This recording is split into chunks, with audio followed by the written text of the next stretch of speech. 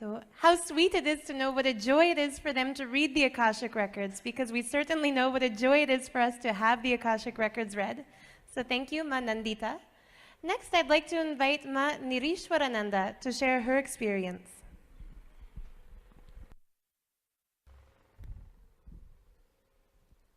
Nithyananda. So just to give you a little bit of background of where I'm from Miami, and I'm a yoga teacher, and I've met Swamiji for the first time last year in July at the IA in Varanasi. So with that context, I wanted to share an experience I had with the Akashic readings, and those readings provided so much clarity and so much confirmation of the path that I had already been living and where I'm going. So when I first did the Akashic reading, I was like many other people. I wanted to know what past lives I had with Swamiji.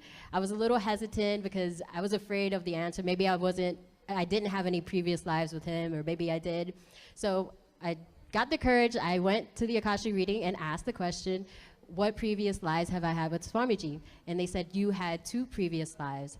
And I was like, okay, great, two lifetimes. And I said, so what did I do in these lifetimes?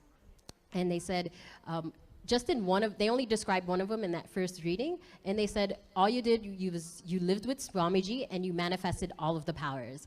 So I was like, wow, I manifested all of the powers. So I left the Akashic reading, and I was thinking, okay, so I had 2 previous lives with Swamiji. I'm here for the 3rd life. I'm not enlightened. Oh my God, hell, what am I gonna do? So I decided to go back the next day and follow up with the question, because it reminded me of the day in Sadashivoham where all of the some of the Balasants were on stage describing their past life experience. And I remember Tattvananda explaining how he missed enlightenment because he missed the listening. And I thought, oh my God, maybe that's me. So I had to ask.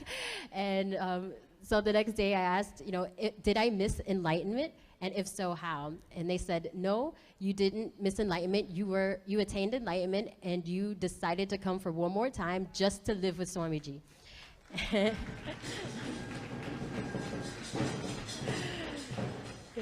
Yes, and if that wasn't fulfilling enough, I left that day and I was like, okay.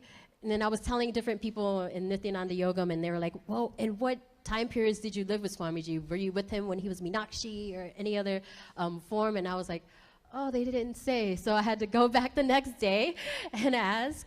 And my question to them was, what forms of Swamiji did I live with him in my past births?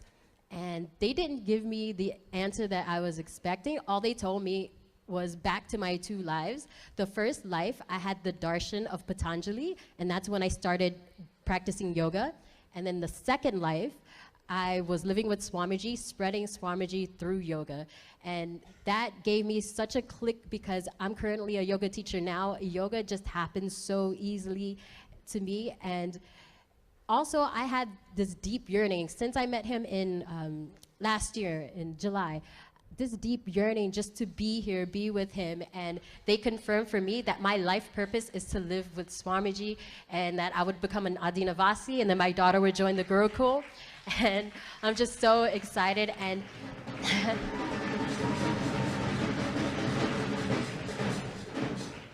and often when I teach my yoga classes, I always tell my students, your reality is reflected on the inner space and the inner cognition you carry, right? That has a trajectory in life, and we could always change that trajectory on just by our mental setup. So after these Akashic readings, it just clicked in me at such a deep depth level that I know that my path has been confirmed and I know what I need to do. So I encourage everybody to get their Akashic readings done, because you never know what kind of depth and what kind of shift can happen to you. So thank you, Nithyananda.